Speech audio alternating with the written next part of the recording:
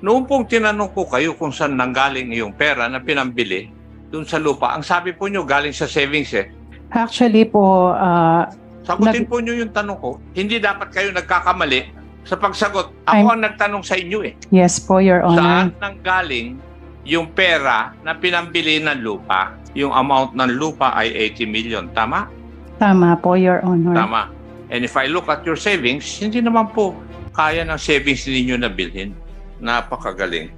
Paano mangyayari yon? Binili niya July 11, 2022, 300 pesos. Nagpapakita ng records of sale 2019, 1,700 pesos. Sino maniniwala sa atin dyan?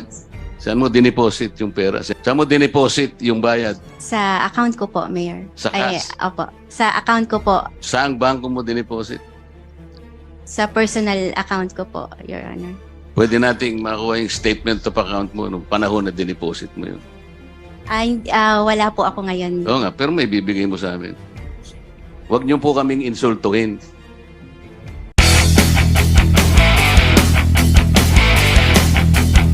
Mayor Tumang, and at the same time, you mentioned about yes lang ng yes. So I warn you to refrain from doing it. Diretsoy na kita. This is an open hearing and I would like to warn you. In the next hearing, I might cite you into contempt. Ang ginawa nilang mga desisyon tungkol sa 149 million na reduce po ng 82 million.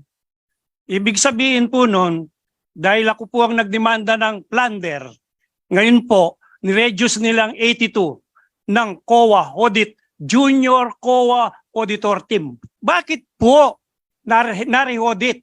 Kaya po nare-audit para ma-downgrade yung kaso from plunder. I'll file again, Mayor Tumang. Pinabayad ng 43, 39 na lang po ang lumalabas. Something wrong? O meron pong konting, sabi nga sa Tagalog o Kapampangan, there is something fishy in their re-audit to downgrade the 149 million to 82 million. Sana po protektahan nila ang public money at ang mga pera ng Meksikanong poor of the poorest. Huwag naman po yung magnanakaw. Yung pong dalawang pinagbilhan ng lupa, yung mag-asawang Pangilinan at saka yung taong nagngangalang Mr. Yang, nagkasabay na bumili ng lupa sa Barangay San Antonio, July 11, 2022. Palagay ko hindi sila magkakilala, Mr. Chair. Bakit naman nagkasabay na bumili sila ng lupa sa San Antonio? Yung spouses Pangilinan, 7,000 square meters plus. Binili niya ng 300 pesos per square meter. Si Mr. Yang, binili niya kay Mr. Rivera et al. 300 pesos per square meter din. Yung binili niya kay Mr. Agapito Bondok, 300 pesos square meter din. Parehong July 11, 2022. Di ba parang, wag na natin sabihin kaduda-duda, pero nakapagtataka, hindi naman magkakilala, nagkasabay. Pagkatapos, sabay pa silang nagpanotaryo ng kanilang deed of sale, iisang tao pa rin ang nagnotaryo. Pagkatapos po, nung binili yung lupa ng munisipyo ng Mexico, Pampanga, pareho rin ang date. September 15, 2022. Yung kay Mr. Yang at saka kay Pangilinan. Pagkatapos sabay din pong na-cancel, September 23. Bakit po ganun? Pagkatapos nga, yung binabanggit namin, Mr. Chair, wala naman po tayong kasalanan dito kung halimbawa yung tax declaration na sinasabi niya 18,400 pesos, meaning to say 18 pesos and 24 cents. Ang gumawa noon yung assessor. Kasalanan ba natin yun? Yung BIR valuation is 200,000. Ibig sabihin 20 pesos per square meter. Kasalanan ba natin? Binabanggit lang natin. Ang sinasabi lang namin, Mr. Chair, baka naman dapat tumawad tayo sapagkat pera po ng tao ang pinag-uusapan. Kung alam natin na binili lamang ni Mr. Yang o nung mag-asawang Pangilinan na 300 pesos per square meter lamang yun, at kaya natin kinancel yung naunang deed of sale dated September 15, 2022, sapagkat gusto natin bigyan ng authority ang mayor ng munisipyo to negotiate the purchase price. Bakit lumilitaw po, Mr. Chair, parang walang negotiation? Dapat nagsimula po sa 300 pesos kasi yun po ang pagkakabili nung Mr. Yang at saka nung spouses Pangilinan. Mayor Tumang, sumulat ka kay Mr. Yang and you offered the price of 2,700 pesos. Your offer was declined by Mr. Yang. At ang sabi niya, I'm sorry, Mayor, pero talagang ang aking lupa ay pinagbibili ko at 2,950 pesos. Si Miss Pangilinan nandyan. Nandyan po ba kayo? Alam mo naman at alam niya na binili mo lang sa 300 pesos. Bakit naman pinilit mo 2,800 kagad? Why? Your Honor, nag-base lang po ako dun sa appraisal ng Nang ano? yung appraisal po ng lupa. Ang appraisal nga Diyos ko. Yung market value po ng lupa nung nagpa-appraise po kami. What is the definition of market value? Nung binili po ninyo yung mga lupa sa San Antonio, Mexico, Pampanga, binili po ninyo at 300 pesos per square meter. Tama po. Tama po, Your Honor. Ano po yung dahilan at binili ninyo yung lupa? Your Honor, nung pong nabili po namin yung lupa, alam na po namin na meron na pong plan ang national government po na magkaroon ng bypass road. So yung Yung pa pong bypass, pandemic, opo. yung bypass po ang iniisip ninyo sapagkat pag nagkaroon ng bypass road, tataas ang halaga ng lupa. Tama po, Your Honor. Meron po kaming plano to have a business on that area. Ano nga po? Hindi po kami nakapag-set ng plan, pero po, So hindi kayo Kami po nakapag-set ay- ng plan because your eyes are focused on the bypass road. Nagpaikot-ikot pa tayo. Noong October 22, Madam, base sa tax declaration, yung lupa is agricultural land. tama po, Your Honor. Tapos noong November 21, 2022, base rin sa tax declaration, naging industrial. Yes po, Your Honor. Yung assessor nandyan po, kung totoo na alam ninyo na nag-apply siya, si Mrs. Pangilinan, nag-a-apply siya ng reclassification, dapat bago na reclassify, kung nasa land use nyo naman, dapat doon nyo na tinawaran. Kasi po binili lamang niya ng 300 pesos per square meter. Balak pala ninyo na bumili ng lupa sa gawin na yon. Ang gusto lang namin sanang sabihin sa inyo, para masinop ninyo ang pera ng Mexico, tinawaran nyo na sana bago pa naging industrial. Tama po ba yung aking gustong ipayo sa inyo? Tama po kayo. Salamat po. Tingnan po ninyo, Mr. Assessor. Yung lupa po ay 17,869 square meters. Binayaran po ninyo ng 2,800 pesos per square meter or 50,033,000. Samantalang, Mrs. Pangilinan, binili mo lang ng 300 pesos per square meter. Ang ginasta mo lang ay 5,360,700 pesos. Kumita ka ng 44,672,500 pesos. Am I correct? Opo, Your Honor. So binayaran ka ng munisipyo, spot cash, 44,672,500 pesos. Opo, Your Honor. Saan mo dineposit yung pera? Siyempre, di-deposit mo, malaking pera ito. Baka marami pong mga masasamang loob na yun. Saan mo dineposit yung bayad? Sa account ko po, Mayor. Sa Ay, cash? opo. Sa account ko po. Cash na binayaran sa'yo? O Ay, hindi cheque? po.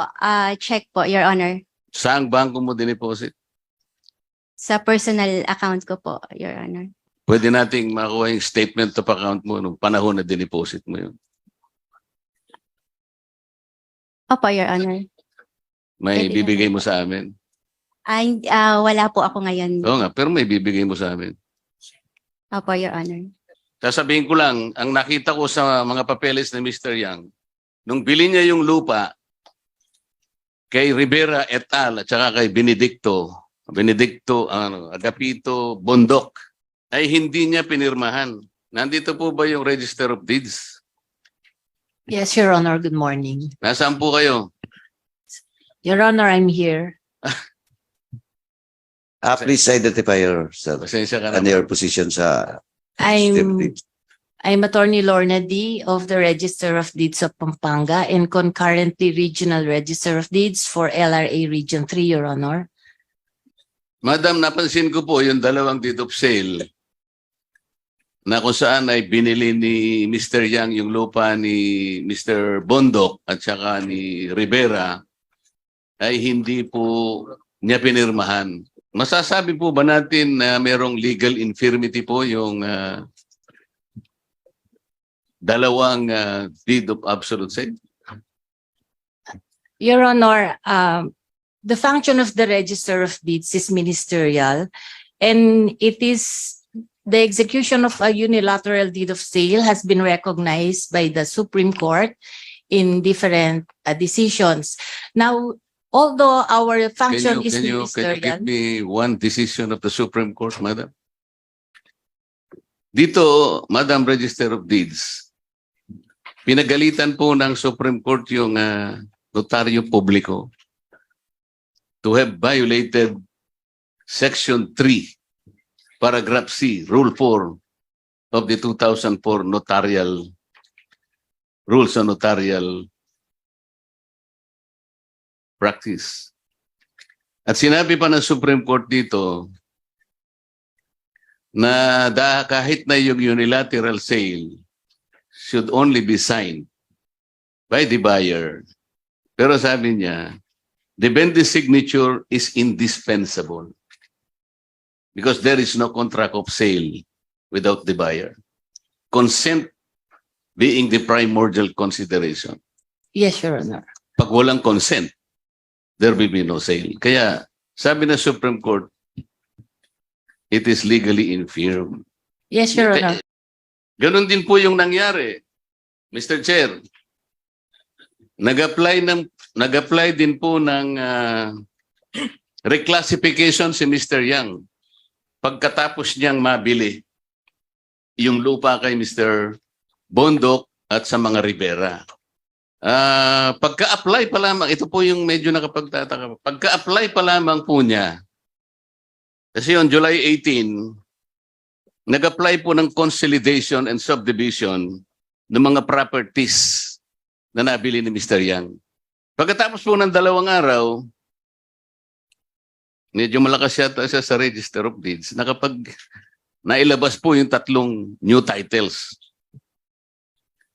Sabi ni Congressman Pimentel, sana all. Tama po, 2 days lang. history niya, Karpawalan. Please. Yes, Your Honor. Oh, yun, kailangan mo ng DAR certification. Wala kang certification, yung kay Idiyang wala rin. Oh, now why did Mexico Pampanga Municipality, without the presence of those documents, hindi nyo hawak-hawak, binili yung lupa? May problema kayo dyan. Congressman Marcoleta, please proceed. Paano nakabili ng 300 pesos si Mrs. Pangilinan? Kung at that time, 2019, 1.7 na pala per square meter. Baka siguro, Your Honor, matagal na pong nabili yan. Baka hindi pa nakagawa Hindi yung nga, bypass road July 11, 2022, yung record dito Baka, Kaya nga naguguluhan kami. Gusto namin kayong tulungan pero kayo itong hindi makapagsalita ng tama.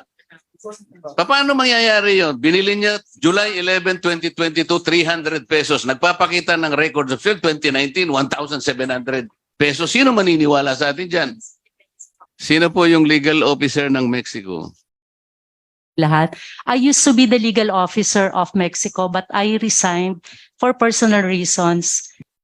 Yung panahon na yon, nakikipagtawaran ng inyong mayor doon sa 2 seller. Tama? Yes, sir. Nandun ka pa. Yes, Did sir. you not advise the good mayor and the Sangguniang Bayan of Mexico that there is another way to acquire those lands? makakatipid tayo kasi masyadong mahal ang benta ni Mr. Yang at saka ni Mrs. Pangilinan. Did you not advise the mayor? We advise the Honorable Mayor, Your Honor. Kaso po, Your Honor, if I may explain, we believe that this is a negotiated sale. Under the law, as far as I know, Your Honor, kapag po hindi lang pumayag, and nakita naman po namin, Your Honor, that the mayor did his best to bargain and negotiate actually with the price. You are not answering my question, madam. Tinatanong ko lang kung in-advise mo si mayor. Yes, Your Honor, we did. I am not asking you what happened after advising the mayor. Alam po ba ninyo kung magkano natipid niyo? 65,598 pesos, 598,700 pesos. 65,500,000 ang magtitipid natin. Ayaw po ba niyo makatipid na 65,000? 65 million? Nasa lugar po kayo. Batas po ito. Pero ang ginawa po ninyo, pinursigi pa po ninyo na kahit na napakamahal. Ito yung sinasabi ko kay Aling Puring eh. Mr. Chair, banat na siya ng banat sa atin. Kagaya ng paunang salita mo na parang minamak niya yung, it's a mockery. Aling Puring, kung nakikinig ka man, ang gusto ko lamang naman at ng committee ito, nakatipid sana kayo ng 65 million pesos. Pera ng Mexico, Pampanga. Hindi ko po sinasabi sa inyo na bumili kayo at 18 pesos per square meter. Huwag niyo po kaming insultuhin. Si Mayor Tungmang, ba't naman niya ginagamit ang mukha ni Mayor Tungmang? Alam ko, hindi siya inauthorize. Tinataggan niya palagi. Opo, totoo po yan, Your Honor. So friend mo si Aling Puring? Opo, Kilala mo? hindi po. Facebook lang po siya, friend ko siya. Meron bang magkaibigan na hindi magkakilala? Sa Facebook po, marami po siya. Bahala ka na dyan kung sinong maniniwala sa'yo. Sa Ano? FB po kasi. Magpakita ka naman, Aling Puring. Gusto rin naman kitang makilala. At alam ko naman, gusto mo rin namang magkatulong-tulong tayo. Nabanggit po ninyo na ang pinambili doon sa lupa na pinag-usapan natin ngayon ay galing po sa hindi nanggaling sa savings. Madam Trinidad, noong pong tinanong ko kayo kung saan nanggaling yung pera na pinambili doon sa lupa, ang sabi po nyo galing sa savings eh. Ilang taon na po ba kayong municipal budget officer? Actually po, Sagutin po nyo yung tanong ko, ilang taon na po kayong municipal budget months officer? pa lang po, Your Honor. Saan po, bago kayo naging municipal budget officer, saan opisina po kayo nanggaling? Sa budget office din po. Di dapat alam mo ito. Anong ibig sabihin ng savings? Anong ibig sabihin ng appropriations? Dahil trabaho po ninyo, di po ba? Yes po, Your Honor. Yes. So, hindi dapat kayo nagkakamali sa pagsagot dito sa katanungan, dito sa pag-iimbestiga na ito, kung ano ang savings at ano ang appropriations. Ako ang nagtanong sa inyo eh. Yes po, Your Honor. Saan nanggaling yung pera na pinambili ng lupa? Ang sagot po ninyo yun ay galing po sa savings. Matanong ko po kayo, nung mga panahon na yun, pinag-uusapan natin, magkano ang savings ng Municipality of Mexico? Let's start from 2013 up to 2022. We have submitted the summary of annual savings for the past 10 years, Your Honor.